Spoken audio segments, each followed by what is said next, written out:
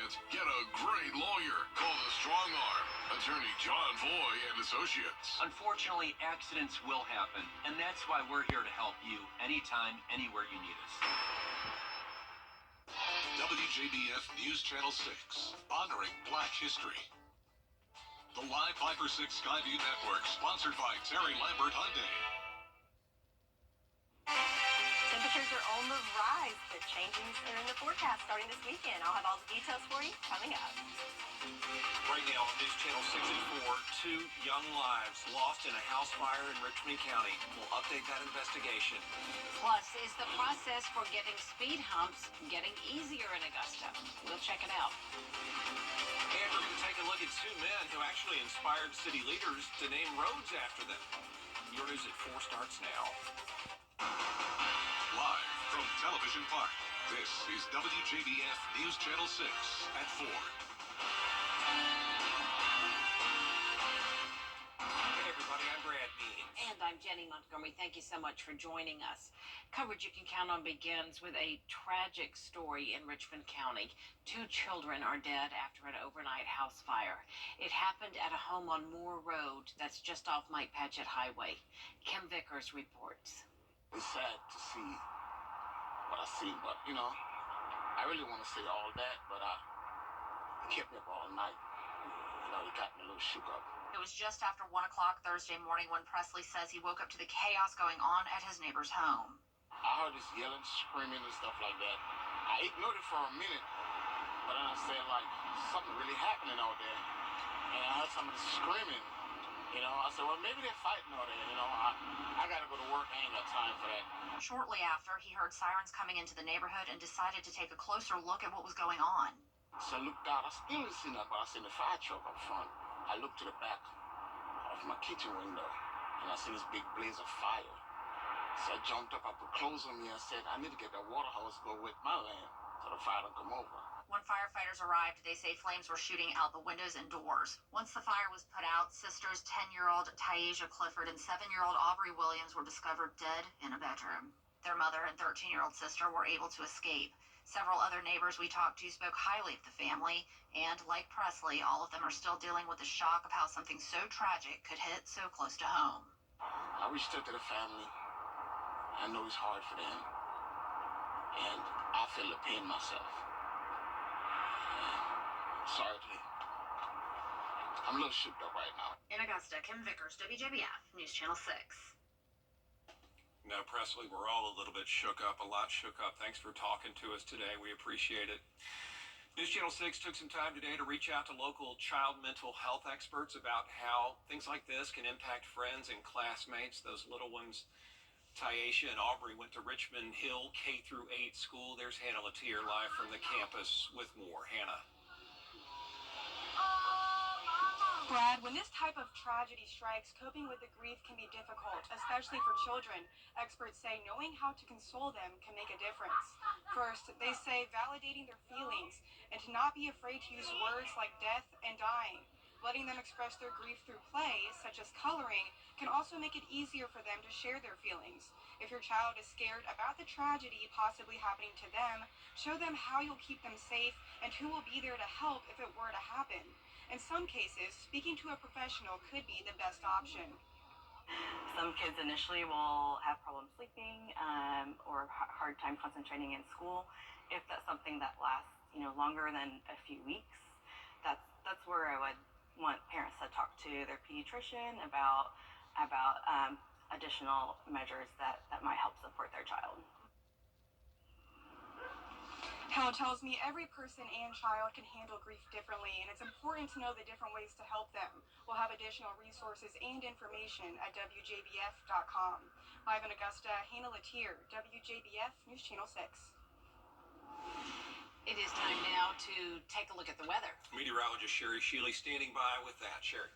Yes, good to see y'all and good to see you at home. I hope you've enjoyed this Thursday. It's been a little bit warmer today, but also the clouds have definitely increased. If we look at our Terry Lambert Hyundai Skyview Cam, got a quite the blanket of clouds clouds right now, but the good news is they are all high-level clouds and fair weather clouds. So overall, it's been a pretty nice day. We can see those clouds on our satellite and radar. Even though high pressure is in the neighborhood, we still have that cloud cover just kind of funneling into the area. And as that high pressure system moves off the coast, we'll start to see an even bigger increase in clouds as we go towards the weekend. Temperature-wise right now, we're in those upper 50s to 60s. We've got 58 in Aiken, 51 in Barnwell, 58 in Gibson. So nice warm temperatures, just a few degrees warmer than yesterday, and we're going even warmer than that. Winds, nothing much to worry about there, anywhere from light to variable winds. But as you plan out your evening, gonna need a light jacket. Once the sun goes down, we'll drop into those upper 50s, and overnight tonight you'll see an increase of clouds, but it won't be near as chilly as it was last night, only seeing overnight lows right there at 40. So we are warming on up, but also those clouds are increasing and rain is returning to the forecast. I'll have all the details on what you can expect in your full forecast coming up. Still ahead, we are taking a look at the history of two famous names in Augusta that you may notice on buildings and streets. What they did to be a part of the local landscape forever. Equal washer dryer pair is only $699.98. Or this Samsung Galaxy Unlock smartphone is a low $99.99. Only at BrandSmart USA. Now, your most accurate forecast with WJBF Live 5 for 6. It was a chilly start to the day this morning, but we've warmed up pretty nicely, had some sunshine, some blue skies, and started with just a few wispy cirrus clouds, but now we've got quite the layer of cloud cover. Right now, looking at our Terry Lambert Hyundai Sky View Cam outside of Television Park. But even with the clouds, we've warmed up quite nicely. We're at 59 degrees here in Augusta. Winds coming from the southeast at 3 miles per hour. How do we stack up across the nation? Well, we're in pretty good company there. So also 59 in Raleigh, 57 in D.C. Of course, it's warmer in the Sunshine State in the 70s, but back to our west, notice those cool temperatures up in the Rockies where it's also snowing right now. But for us, just that cloud cover, that's the only white stuff we've got to look at on our satellite and radar. As you can see, those clouds just kind of funneling in from the Gulf. Even though we've got high pressure that's in control of our weather, usually when you have the high pressure, you do have, clear skies. But since it's receding to the north, that cloud cover is going to start to build in even more overnight tonight and into your Friday. But we've got the clouds, but we're going to stay nice and dry for the next couple of days. Our next rain chance not coming in until super late Saturday night and into your Sunday and your Monday, but then we will dry out just in time for Valentine's Day next week. So let's look at our futurecast to see how this plays out. So there's that high pressure that continues to push off the coast as we go through the overnight hours and into the morning for your Friday. Then notice Friday, the clouds continue to move in, have some sprinkles to our north, but we will stay nice and dry in our neck of the woods throughout the day, Friday and into Saturday. The good news is Friday night into Saturday morning, we will see a break in the clouds, so we'll get to enjoy a little more sunshine moving into Saturday. But then as we go through the day Saturday, those clouds will continue to increase, and there comes our next weather maker from the west that will move into our area late in the evening, Saturday and into your Sunday and Monday. But for tonight, it's going to be cloudy, so it's going to keep temperatures a little more on the milder side, only going to make it down into the 40s, so no more chilly mornings for the next couple of days. And then tomorrow, we are warming on up, looking at highs in the upper 60s to even those lower 70s tomorrow, even with the cloud cover. So yeah, we are on the upward trend of things with the temperature, and we're even going higher for Saturday, back to the 70s. Then with the rain, we'll be back into the lower 60s for Sunday and Monday before we dip back right to average temperatures the beginning of next week. So your 10-day forecast looking pretty good. Things are rather calm for the next couple of days. Just some cloud cover and warm temps, but then you're going to need to break out that rain gear starting on Sunday and into Monday. Sherry, thanks. We appreciate it. Up next, we're going to preview one of the most anticipated halftime performances. A live report from the big game in Las Vegas when we come back.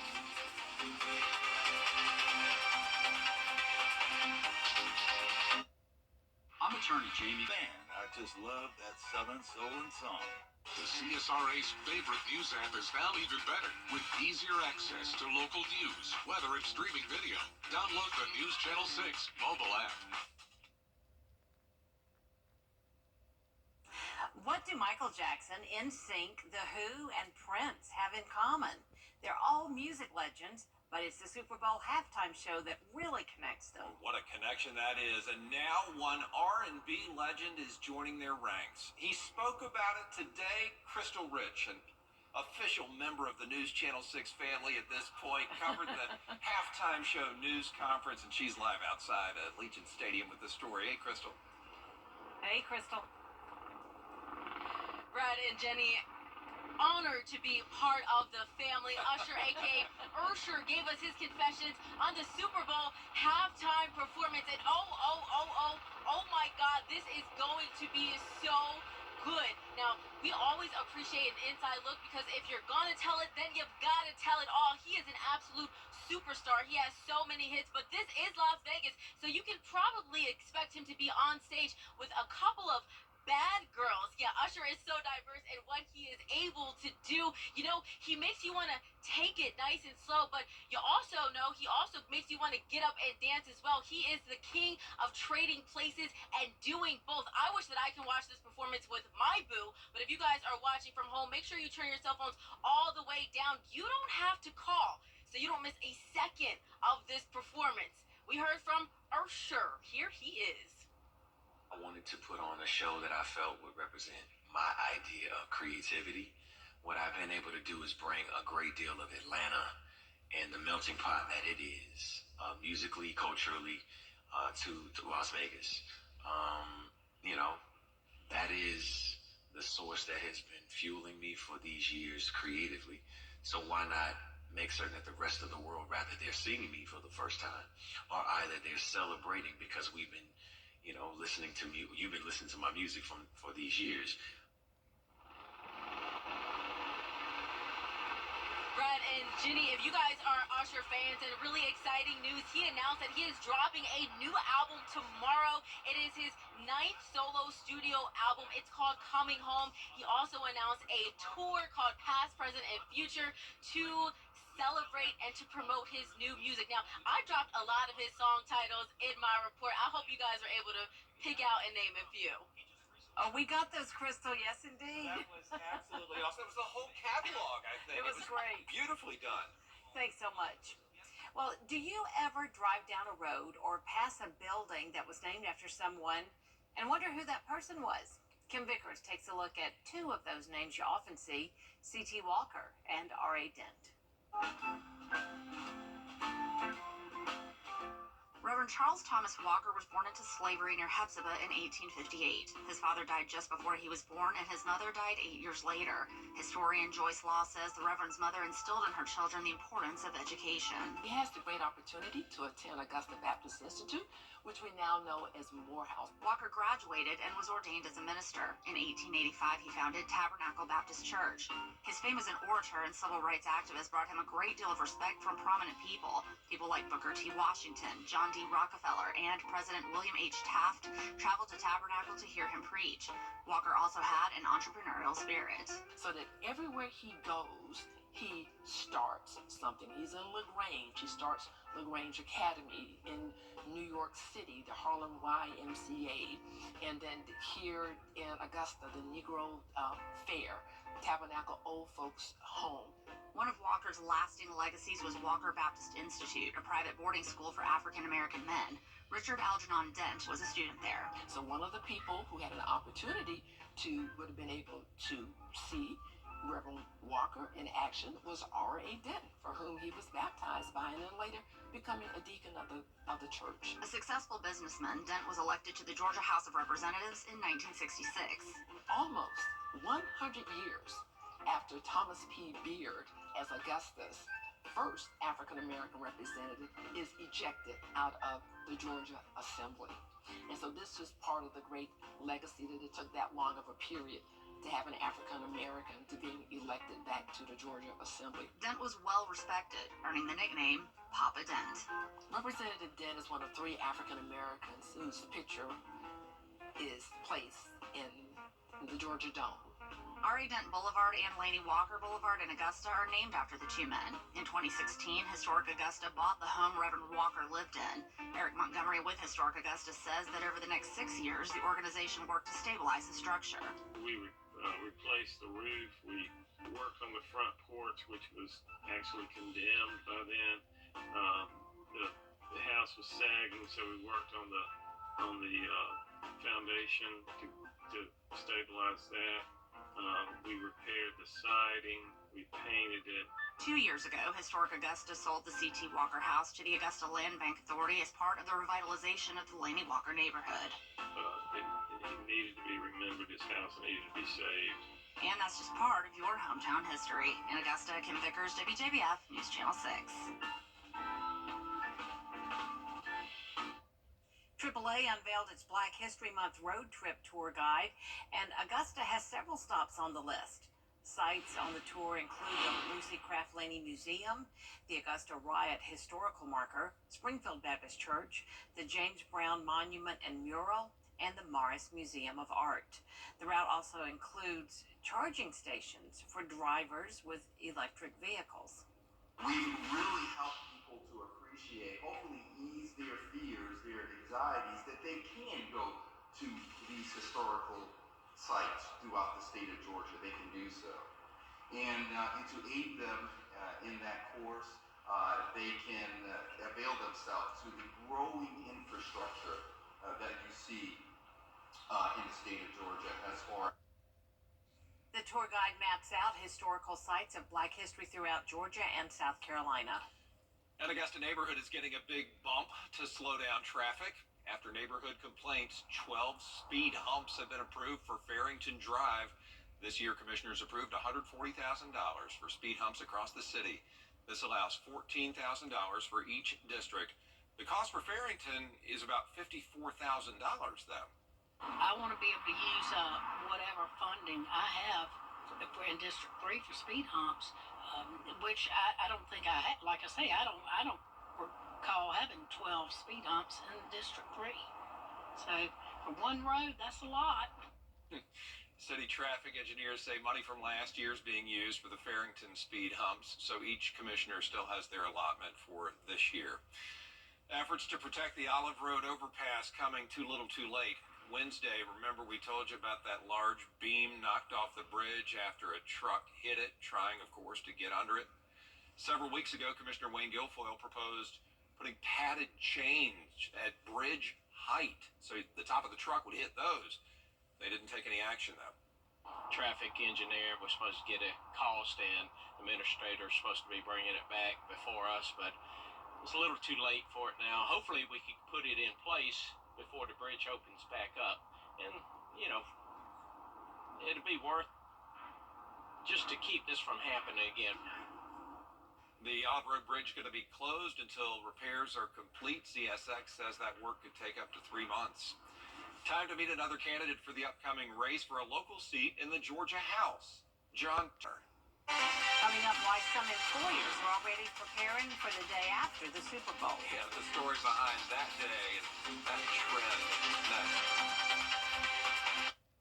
When you call my office, you get the 957. Now, we all know about the big game this weekend, but have you heard of Super Sick Monday? Oh, yeah, it's when lots of people call in sick and take off work the day after the Super Bowl. The push continues to make that Monday after a national holiday. Since 2017, in fact, Change.org has gotten petitions calling for businesses and schools to close.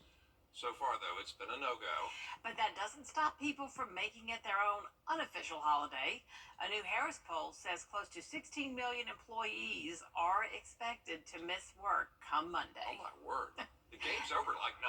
Just go to bed. Go to bed. Go to bed. And take some Alka-Seltzer. Yep. There's more coverage you can count on at 4:30. We are going to let you know about renewed efforts to legalize medical marijuana in South Carolina. A bill fast-tracked for a debate on the state Senate floor. Next.